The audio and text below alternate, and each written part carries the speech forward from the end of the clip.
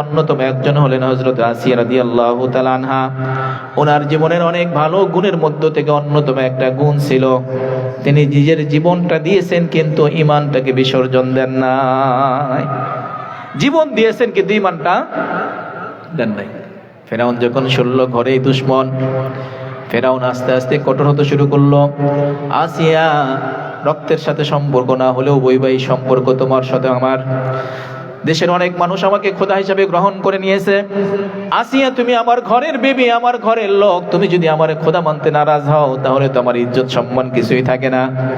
আসিয়া, তোমার যা দরকার আমি সকল ব্যবস্থাপনা করে দেব, কিন্তু আমাকে খোদা মানতে হবে। আসিয়া রাদিয়াল্লাহু তাআলা আনহা ডেকে বললেন, আপনি স্বামী আছেন, স্বামীর জায়গায় থাকেন, এর উপরে ওঠার চেষ্টা করবেন না। করে সে খোদার বিপরীতে নিজেকে খোদা হওয়ার দাবি করে। এটাকে খোদা না, এটা আসলেই বেহুদা। কি বলেন আপনারা? প্রিয় ভাইরা আমার, আসমান কার? জমিন, চন্দ্র, সূর্য, আমরা যে বাতাস অক্সিজেন বানায় ব্যবহার করি কার? সব আল্লাহর। জমিনও আল্লাহর। আল্লাহর জমিনে রাজত্ব চলবে কার? কথা বলেন। রাজত্ব গোল বাঁকা করতে হয়, ঘি সোজা আঙ্গুলে না উঠলে বাঁকা করা লাগে। এবার ফেরাউন আস্তে আস্তে কঠিন থেকে কঠিন হতে শুরু করলো। প্রাথমিক শাস্তি দিল, কাজ হয় না। শাস্তির মাত্রা বাড়াতে লাগলো, তাতেও কাজ হয় না। এক পর্যায়ে ফেরাউন আসিয়া রাদিয়াল্লাহু তাআলা আনহাকে চূড়ান্ত পর্যায়ে শাস্তি দেওয়ার আয়োজন শুরু করলো। তাকে লোকজনের সামনে এরকম হাতে পেরাক মেরে তাকে একটা জায়গায় বন্দি করে তার শরীর থেকে কাপড়গুলো পর্যন্ত খুলে তাকে উলঙ্গ করার চেষ্টা করলো। ফেরাউন যখন দেখলো না, কোনোভাবেই কাজ হলো না, একে জীবন্ত রেখে আমার কোনো লাভ নাই, ও যদি বেঁচে থাকে আমার বিপক্ষেই থাকবে, সুতরাং ওকে বেঁচে থাকার সুযোগ আমি দেব না। শেষ পর্যন্ত তাকে উলঙ্গ করে যখন তাকে চূড়ান্ত পর্যায়ে হত্যা করার চেষ্টা করলো, আসিয়া রাদিয়াল্লাহু তাআলা আনহা চোখ দুটি বন্ধ করে আল্লাহর দরবারে ফরিয়াদ করলেন, রব্বুল আলামিন, তোমাকে রব মানার কারণে তোমাকে স্রষ্টা হিসাবে প্রকাশিত হলো। আল্লাহ, জান্নাতে তোমার ঘরের পাশে আমার একটা ঘর বানায় দিয়ে। বলেন সুবহানাল্লাহ। আল্লাহ রব্বুল আলামিন দোয়া কবুল করছেন কি করেন নাই? কোরআনে কারীমের মধ্যে আয়াত চলে আসছে, আল্লাহ তাআলা তার এই বান্দির কোরবানিকে কবুল করে আল্লাহ রব্বুল আলামিন তার জন্য সান্ত্বনার বাণী শোনায় দিয়েছেন। সুবহানাল্লাহ। এখান থেকে অনেকগুলা শিক্ষার দুইটা শিক্ষা আমরা গ্রহণ করি। একটা শিক্ষা হলো, আসিয়া ফেরাউনের সংসার আসতে আপনার আদর, স্নেহ, ভালোবাসা, আপনার ধৈর্য, ত্যাগ, কোরবানি দিয়ে তাকে গোছানোর চেষ্টা করেন। একান্ত যদি সে জালেম হয় তাহলে এই জুলুমের কারণে আল্লাহর আদালতে একদিন তাকে দাঁড়াতে হবে। কথা বলেন ঠিক কিনা? কিন্তু সংসার ভেঙে ফেললেন, পরবর্তীতে ঝামেলা নিজেরই পড়তে হয়। কথা ঠিক না? এই জন্য তখনই ছোটখাটো কোনো বিষয় নিয়ে সংসার ভাঙার চিন্তা করা এটা বুদ্ধিমানের কাজ নয়। এটা এক নম্বরের শিক্ষা। দুই নম্বরের শিক্ষা হলো, আসিয়া রাদিয়াল্লাহু আনহা ঈসা আলাইহিস সালামের আম্মা জান, ওনার নামে কোরআনে কারীমের মধ্যে একটা সূরা আল্লাহ নাজিল করেছেন, সূরা মারিয়াম। আছে না নাই? ওনার নামে একটা সূরা চলে আসছে কোরআনের মধ্যে। এই মারিয়াম আলাইহিস সালাম শ্রেষ্ঠ নারীদের মধ্যে একজন। ওনার জীবনের অনেক গুরুত্বপূর্ণ দিক আছে, তার মধ্য থেকে একটা গুরুত্বপূর্ণ দিক হলো উনি সবসময় ইবাদতের মধ্যে লাগা থাকতেন। কিসের মধ্যে লাগা থাকতেন? ইবাদতের মধ্যে লাগা থাকতেন। কিরকম? আমি একটু আদর করতাম, আল্লাহ কবুল করছেন। উনি মান্নত করছিলেন, যদি সন্তান হয় আমি এই সন্তানটাকে তোমার ঘরের খাদেম হিসাবে নিযুক্ত করে দেব। আল্লাহ দোয়া কবুল করছেন, সন্তান আসছে, কিন্তু সন্তান তো ছেলে হয় নাই, সন্তান হয়েছে মেয়ে সন্তান। কোরআনে লম্বা ঘটনা আসছে। এরপরে মেয়ে সন্তান হলে কি হবে? মান্নত করছেন, পুরা করবেন। মান্নত পুরা করার জন্য এই সন্তানকে যখন আল্লাহর ঘরের খাদেমা হিসাবে নিযুক্ত করবেন, 27 জন খাদেম ছিল কে গ্রহণ করবে, এই জন্য একটা লটারির ব্যবস্থা করা হলো। সালাম কে ছিলেন? জাকারিয়া আলাইহিস সালাম। এই পুরো বংশটাই খানদানটাই আসছে ওই যে থেকে, ইব্রাহিম আলাইহিস সালামের বংশধর থেকে। ইব্রাহিম আলাইহিস সালামের ছেলে ইসহাক আলাইহিস সালাম, ইসহাক আলাইহিস সালামের ছেলে ইয়াকুব আলাইহিস সালাম, ইয়াকুব আলাইহিস সালামের ছেলে ইউসুফ আলাইহিস সালাম, ইউসুফ আলাইহিস সালামের ছেলে, এরপরে পরের প্রজন্ম থেকে আসছেন এই যে হান্না বিনতে ফাকুস, ইমরান, তাই না? ওনার 2টা কন্যা ছিল, 2টা কন্যা, একটা দিয়েছেন, বিবাহ দিয়েছেন, একটা ঘর তাকে বানায় দিলেন একটা নির্জন জায়গায় ইবাদত বন্দেগী করার জন্য। জাকারিয়া আলাইহিস সালাম মাঝে মধ্যে ওখানে খোঁজ খবর নিতেন। একদিন খোঁজ খবর নেওয়ার জন্য ভেতরে ঢুকলেন, ঢুইকা তিনি হতবাক হয়ে গেলেন। মারিয়াম আলাইহিস সালামের চারপাশে রকমারি খাবার দ্বারা ভরপুর। বলেন সুবহানাল্লাহ। রকমারি ফল, অমৌসুমী ফল। এখন কি দেশে কাঁঠাল খুঁজলে পাওয়া যাবে? এখন আমের দিন আছে? নাই, অমৌসুমি ফল। তো জাকারিয়া আলাইহিস সালাম গুলা আল্লাহ তাআলা আমার জন্য আসমান থেকে পাঠায়। বলে আসমান থেকে খাবার কেমনে আসলো? কি গুণ ছিল তার মধ্যে? বলে তার মধ্যে গুণ ছিল তিনি যতটুকু সময় পেতেন আল্লাহ পাকের ইবাদতের মধ্যে নিজেকে লিপ্ত রাখতেন। মুসলমান বন্ধুরা আমার, মারিয়াম আলাইহিস সালামের জন্য আল্লাহ তাআলা যদি আসমান থেকে খাবার পাঠানোর ব্যবস্থা করতে পারে, ওই আল্লাহ তাআলাকে এখন নাই? কে বলেন আছে না নাই? আল্লাহ তাআলা এখনো যদি থাকেন, আমাদের মায়েরা যদি, এত অভিযোগ আছে কিন্তু ইবাদত বন্দেগী করে আল্লাহকে খুশি কইরা আল্লাহ পাকের পক্ষ থেকে বরকতকে ছিনায় আনবে, এই ধরনের লোকের বড় অভাব। মায়েদের জন্য বড় শিক্ষা হলো, আপনি সময় পেলে সময়টাকে নষ্ট করেন না, আপনি সময়টা অপচয় করেন না, আপনি সময় পেলে এই সময়টাকে আল্লাহ পাকের ইবাদতের মধ্যে লাগান।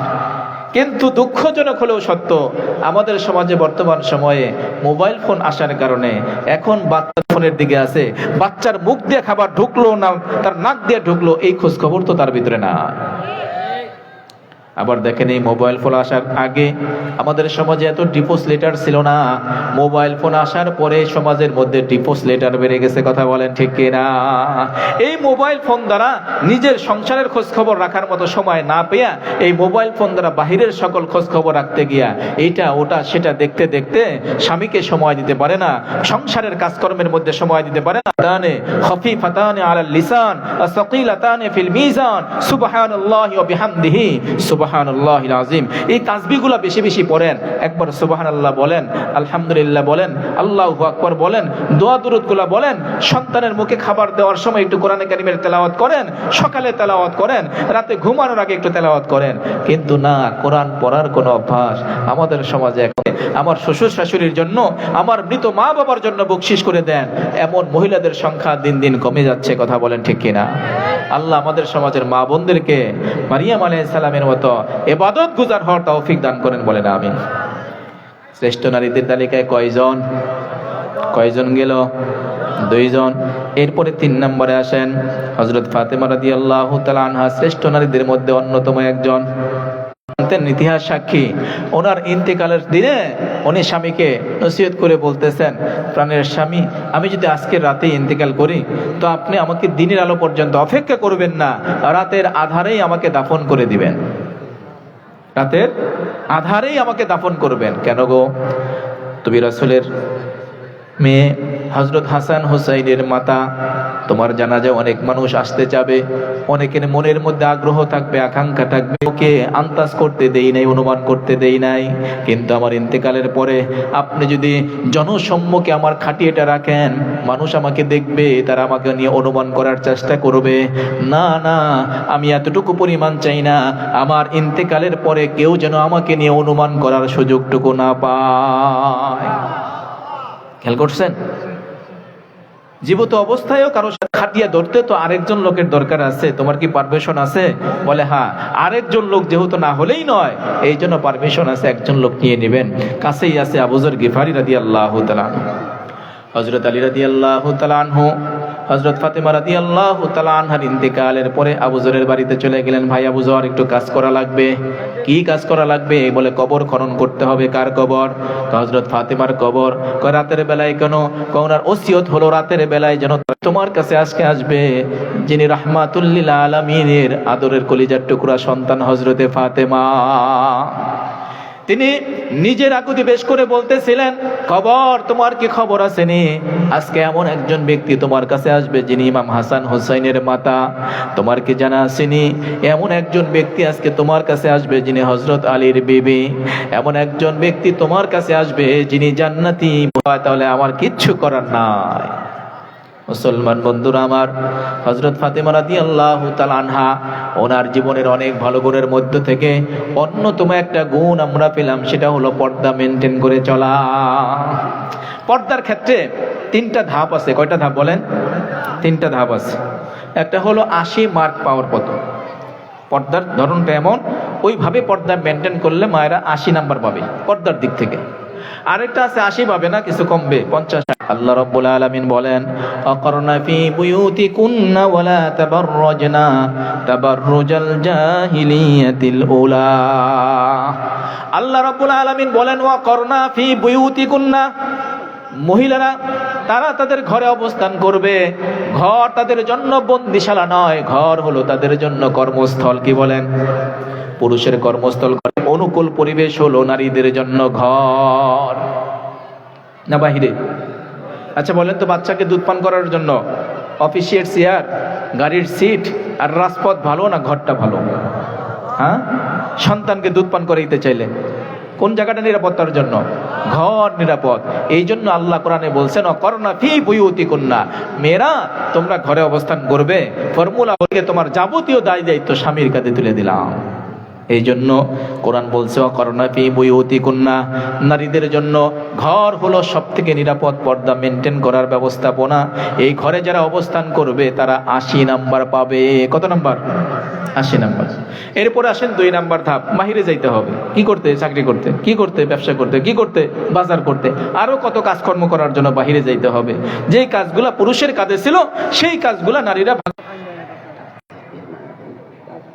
আচ্ছা ঠিক আছে।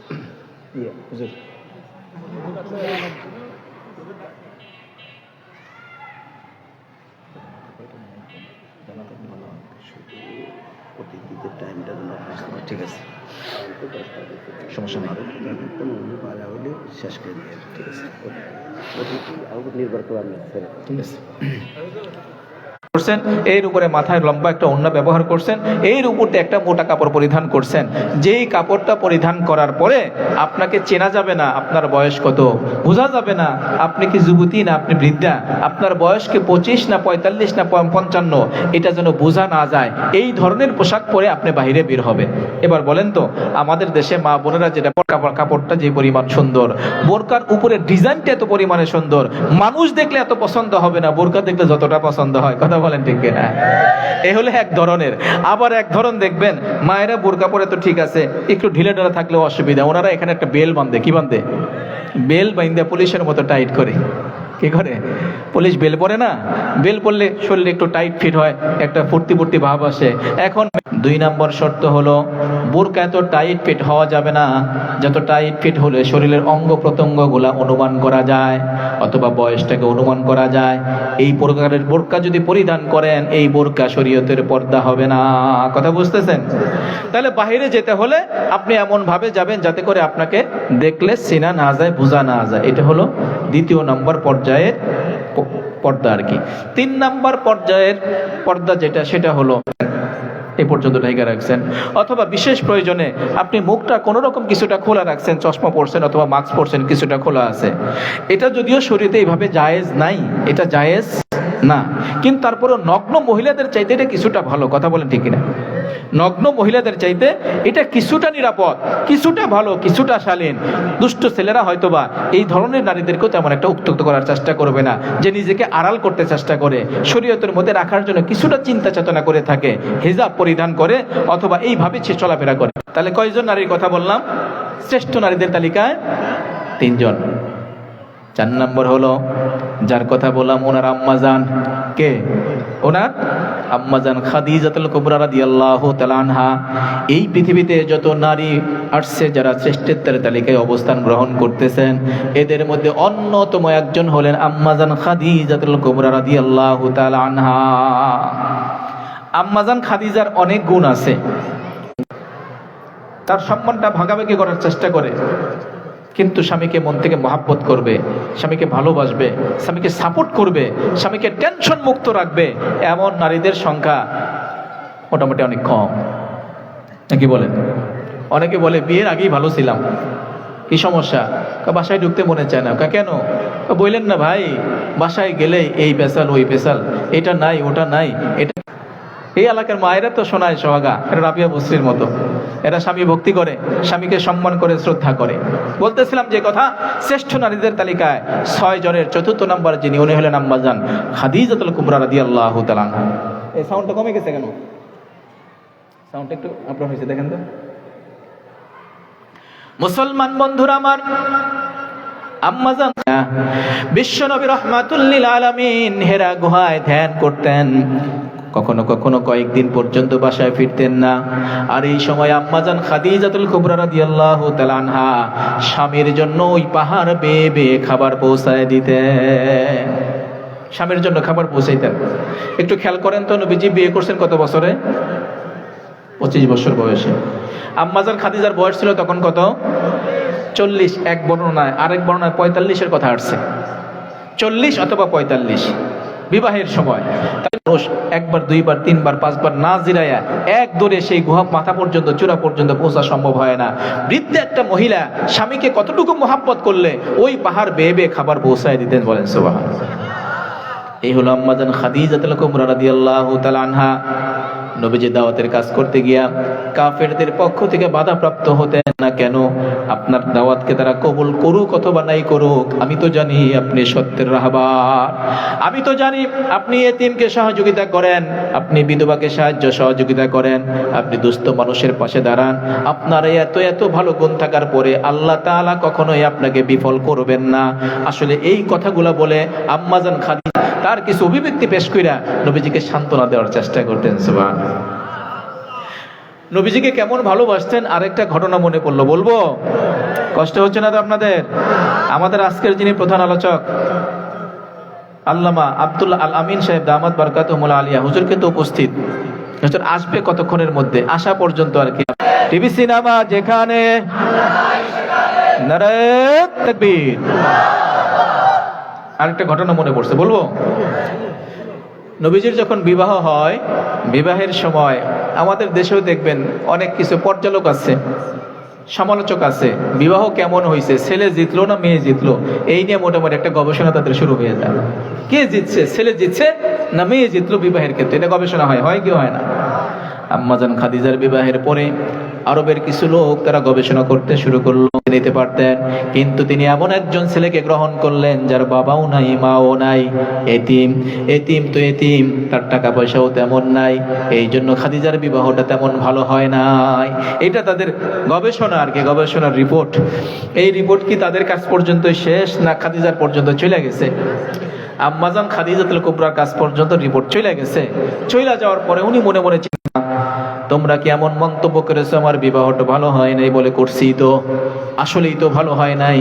আপনি চাইলে আরো ধনাঢ্য পরিবারের একটা ছেলেকে স্বামী হিসেবে গ্রহণ করতে পারতেন, আপনি আমার একজনকে গ্রহণ করলেন যার বাবা নাই, মা নাই, টাকা পয়সা নাই, নিজের একটা বাড়ি ঘর পর্যন্ত নাই। আপনার বিয়েটা তো ভালো হয় নাই, আমরা বলছি, বলবো না কেন? আম্মাজান খাদিজাতুল কুবরা রাদিয়াল্লাহু তাআলা আনহা ডেকে বললেন, আরবের লোকেরা, তোমরা আমার 4টা এমন দুইজনের বিয়ে হইলে ছেলের জিতা হয় না মেয়ের জিতা হয়? আপনারা বলেন না, কার জিতা হয়? ছেলের জিতা হয়। ছেলের বয়স কম, মেয়ের বয়স বেশি, এমন দুইজনই বিয়ে হয়েছে, কার জিতা হয়েছে? মেয়ের জিতা হয়েছে। কিরে, তুই ক্যাসটা ছেলে পাইছস, তোর ভাগ্যটা ভালো রে। তুই ব্যাচেলর ছেলে পাইছস, তোর ভাগ্যটা খুব ভালো। তোর বয়স 35 আর আমার বয়স হলো 40, যাকে আমি বিয়ে করলাম তার বয়স হলো মাত্র 25। বয়সের দিক থেকে আমি ঠকলাম না জিতলাম? আপনারা কি কন? বয়সের দিক থেকে ঠকছে না জিতছে? না, জিতছে। আচ্ছা, 2 নম্বর প্রশ্ন আসো। বিয়ে শাদীর ক্ষেত্রে ছেলে যদি হয় ব্যাচেলর আর মেয়ে যদি হয় তালাকপ্রাপ্তা অথবা বিধবা, স্বামী ছিল মারা গেছে নাই, কিন্তু আমার এর আগে বিয়ে হয়েছে, 2টা সন্তানও আছে, তাহলে এমন ক্ষেত্রে এমন স্বামী পাওয়া, এটা কি ছেলের জিতা হয় না মেয়ের জিতা হয়? কেন, এটা তো আপনি জিতছেন। 2 নম্বর গেল। 3 নম্বর হলো, তোমরা বলো তো বিয়ে শাদীর ক্ষেত্রে বংশের একটা ব্যাপার স্যাপার আছে। মুসার বংশের সাথে তালুকদার বংশের মেয়ের বিয়ে হবে, এটা হয়? এটা মানতে পারে না, না, এটা কোরাইশ আছে না নাই? তাহলে কোরাইশ বংশ হলো সব থেকে দামি বংশ। আমি যাকে বিয়ে করলাম উনি কোন বংশের বলো তো? উনি তো কোরাইশ বংশেরই। তাহলে বংশের দিক থেকে আমি ঠকলাম না জিতলাম? না, এই দিক থেকে আপনি ভালোই জিতছেন, সুবহানাল্লাহ। তাহলে আরেকটা প্রশ্ন তোমাদেরকে বলি, বলো দেখি, বিবাহ শাদীর ক্ষেত্রে চরিত্রের একটা ব্যাপার স্যাপার থাকে। নারীর সতীত্বের গুরুত্ব আছে আর পুরুষের চরিত্রের গুরুত্ব আছে, আছে না নাই? আছে। আচ্ছা, মনে করেন যে এরকম একটা ছেলে সব দিক থেকে ভালো, এর সাথে আমার মেয়ে বিয়ে দিব না, কথা বলেন ঠিক কিনা? দিবে? দিবে না। কিন্তু এবার দেখেন বলতেছে, তো বিয়ে শাদীর ক্ষেত্রে ছেলের চরিত্র বলতে একটা কথা আছে। আচ্ছা, তোমরা বলো তো, গোটা আরবের মধ্যে মোহাম্মদ আলামিনের মতো এত সুন্দর চরিত্রের অধিকারী আরেকজন মানুষকে তোমরা আমাকে দেখাইতে পারবা? সুবহানাল্লাহ বলেন। যার চরিত্রের প্রশংসা করে আল্লাহর কোরআন নাজিল হয়েছে, লাকাদ কানা লাকুম ফি রাসূল। এরপরে বেসলের দিক থেকেও আমি স্বামী পাইলাম 1 নাম্বার। এবার তোমরা বলো আমি ঠকলাম কোন দিক থেকে? কয় না, এই 4 দিক থেকে আপনি ভালোই জিতছেন, তবে আপনার ঠকা হলো আপনার টাকা পয়সা বেশি, আপনার স্বামীর টাকা পয়সা নাই। ও, তোমাদের দৃষ্টিতে এইটা তোমাদের মাপকাঠি? হ্যাঁ, জিতা আর হারার মাপকাঠি হলো টাকা। আমাদের দেশে অনেক সময় দেখবেন হারা আর জিতার মাপকাঠি বিয়ে সাথে ঠিক করে টাকা। ছেলে টাকা আছে, চলবে, আর কিছু লাগবে না। হ্যাঁ, মেয়েরও থাকলে কি হয়েছে? আজকের এই বৈঠকে তোমাদেরকে সাক্ষী রেখে বললাম, আমার খাদিজার যত সম্পদ আছে সবগুলো আমি আমার স্বামীরে দান করে দিলাম। এবার আমার স্বামী বয়সের দিক থেকে 1 নাম্বার, চরিত্রের দিক থেকে 1 নাম্বার, বংশের দিক থেকে 1 নাম্বার, ব্যাচেলরের দিক থেকে 1 নাম্বার, সম্পদের দিক থেকেও আমার স্বামী 1 নাম্বার। আমার স্বামী মুহাম্মদ কি একটা ছেলের কাছে আমার বিবাহ দিছে, ওর এটা নাই, ওটা নাই, সেটা নাই, এটা দেয় না, ওটা দেয় না, সেটা দেয় না। স্বামীকে ছোট করতে পারলেই অনেকে খুশি হয়। অনেক সময় বান্ধবীদের মজলিসে যখন বসে তখন তারা আলোচনার টপিক বানায়, কার স্বামী কত খারাপ। হে, কার স্বামী কত খারাপ? স্বামী সকাল থেকে সন্ধ্যা পর্যন্ত রোদে পুড়ে বৃষ্টিতে ভিজে নিজের জীবনটাকে মৃত্যুর মুখোমুখি দাঁড় করিয়ে টাকা পয়সা উপার্জন করে ঘরে নিয়ে আসে তোমাদের জন্য, আর তোমরা স্বামীর নাশকরি করে। এরা হলো জাহান্নামী নারী, বলে নাউজুবিল্লাহ। মুসলমান বন্ধুরা আমার, আম্মাজান খাদিজাতুল কুবরা রাদিয়াল্লাহু তাআলা আনহা, ওনার জীবনের ভালো গুণগুলোর মধ্যে অন্যতম একটা পেলাম। সেটা কোনটা? বলে উনি স্বামীকে এত পরিমাণে সম্মান করতেন, ভক্তি করতেন, কারো কাছে নিজের স্বামীকে কখনো ছোট হতে দিতেন না। এতটুকু পরিমাণ ভালোবাসা পেলে ভালোবাসা কিছুটা ব্যাগও হয়, ব্যাগ হয় না? এই জন্য আম্মাজান খাদিজার ইন্তেকালের পরে নবীজি সাল্লাল্লাহু আলাইহি সাল্লাম বসে আছেন, খাদিজা এত পরিমাণে আমাকে সাপোর্ট করেছে, টেনশন মুক্ত রাখার জন্য এত কষ্ট আমার খাদিজা করেছে। এই জন্য আমি খাদিজার কবরের পাশে এখন থেকে এখনই চলে যাব না, যতক্ষণ পর্যন্ত খাদিজার সওয়াল জবাবের পর্ব শেষ না হয় ততক্ষণ পর্যন্ত আমি খাদিজার কবরের পাশ থেকে সরব না। সুবহানাল্লাহ বলেন। আল্লাহ তাআলা জিবরাইল ফেরেশতারে পাঠাইছে, জিবরাইল যাও যাও আমার বন্ধুর কাছে যাও, আমার বন্ধু দিবে। আম্মাজান খাদিজাকে রাসূল কতটা ভালোবাসতেন, ওনার জীবদ্দশায় কাউকে বিবাহ করেন নাই। কি করেন নাই? কাউকে বিবাহ করেন নাই, 1 নম্বর। 2 নম্বর হলো ওনার কোনো বান্ধবী আত্মীয় স্বজনও আসলে নবীজি আলাদা কেয়ার করতেন, তাদেরকে পার্সোনালি তাদেরকে সেবা, তাদেরকে কি করতেন? আপ্যায়নের ব্যবস্থা করতেন। আম্মাজান আয়েশা সিদ্দিকা একদিন বললেন, ইয়া রাসূলুল্লাহ, আপনি দেখি খাদিজার কথা এত বারবার বলেন, সব সময় বলেন, তার কথা শোনো, তোমরা আমার সুখের দিনের সাথী আর আমার খাদিজা ছিল আমার দুঃখের দিনের সাথী। গোটা মক্কাবাসী যখন আমার বিপক্ষে ছিল, আমার পক্ষে কথা বলার কেউ ছিল না, তখন খাদিজা ছিল আমার পক্ষের লোক। বলেন সুবহানাল্লাহ। তাহলে মায়েদের জন্য আম্মাজান খাদিজাতুল কুবরা রাদিয়াল্লাহু তাআলা আনহার জীবনে থেকে আমরা কি শিক্ষা পেলাম? শিক্ষা হলো জীবনে স্বামীকে সবথেকে বেশি ভালোবাসতে হয়। কাকে? আল্লাহ তৌফিক দান করেন, বলেন আমিন। হ্যাঁ, কম্পিউটারের মধ্যে যা সেভ দিয়ে রাখবেন যুগ যুগ পরে খুঁজে আবার পাওয়া যায়। কম্পিউটারের এত বেশি মেমোরি থাকে, এত কিছু ধারণ করতে পারে, 10, 20 জন 50 জন মানুষের মেমোরিতে এত বেশি কাজ করে না। আম্মাজান আয়েশা সিদ্দিকা রাদিয়াল্লাহু তাআলা আনহা ওই যুগের কম্পিউটার সমতুল্য ছিলেন। কিভাবে?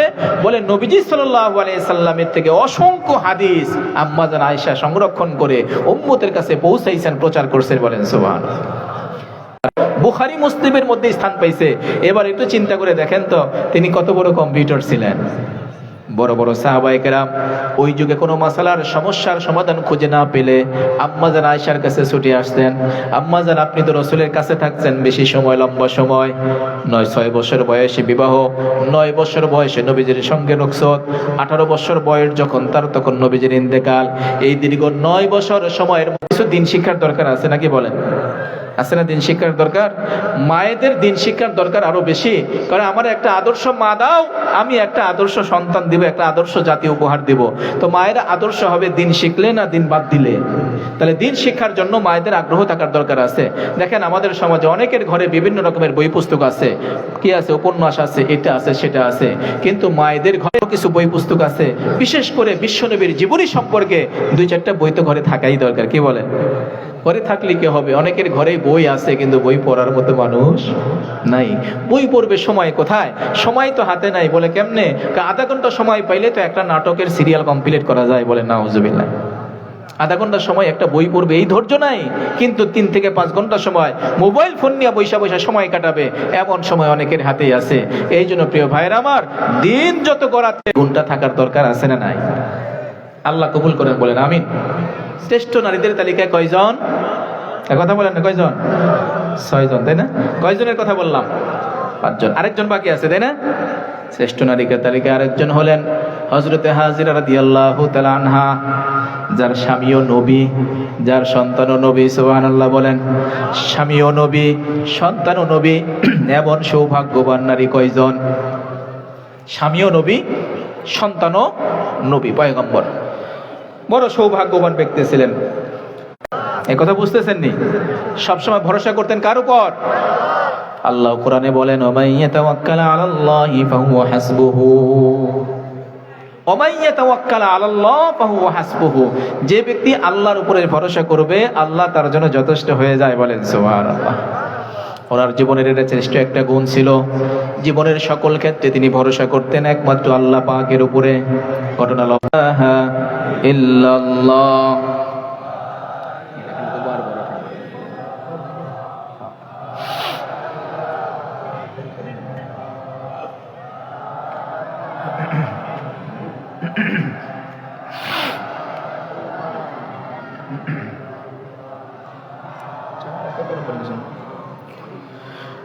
লা ইলাহা ইল্লাল্লাহ। আল্লাহ আমার একটা নেককার সন্তান দাও। এই সন্তান তো দিলেন আল্লাহ তাআলা। সন্তান দেওয়ার পরে আবার পরীক্ষা শুরু হয়ে গেল। এই পরীক্ষা বলে সন্তান কাছে রাখতে পারবো না, কি করতে হবে? সন্তানকে নির্বাসন দিয়ে আসো। তিনি ছুটে চললেন শিশুপুত্র ইসমাইল আলাইহিস সালামকে সাথে করে নিয়ে মক্কার মরু প্রান্তরে, যেখানে বাড়ি নাই, ঘর নাই, কোনো আবাদ বসতি নাই, এই জায়গার মধ্যে নিয়ে আসলেন।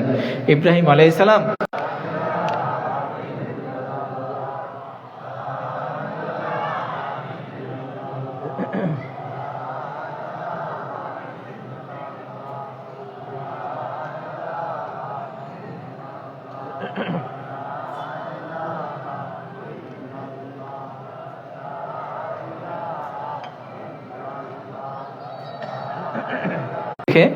চলে যাচ্ছেন। তো হাজেরা আলাইহিস সালাম উনি ডেকে ডেকে বলতেছেন, প্রাণের স্বামী, আপনি আমাদেরকে এখানে নিয়ে আসলেন নির্জন জায়গায়, আবার রেখে চলে যাচ্ছেন, বিষয়টা কি? বুঝতেছি না তো। ইব্রাহিম আলাইহিস সালাম কিছু বলে না। উনি রেখে চলছেন তো ছুটে চলছেনই।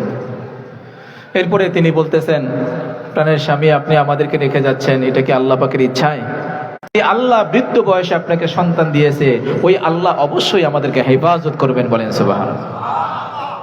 মুসলমান বন্ধুরা আমার একটু খেয়াল করেন, জনমানবহীন প্রান্তর, যেখানে বাড়ি নাই, ঘর নাই, মানুষ নাই, জন নাই, কোনো আবাদ বসতি নাই, খাবারের কোনো ব্যবস্থাপনা নাই, এমন একটা নির্জন জায়গায় স্বামী স্ত্রীকে যদি ফেলে আসে, সেই সন্তান সহ, আমাদের সমাজের মায়েরা যদি হইতেন, পরের দিন তালাকের ব্যবস্থা হয়ে যায়।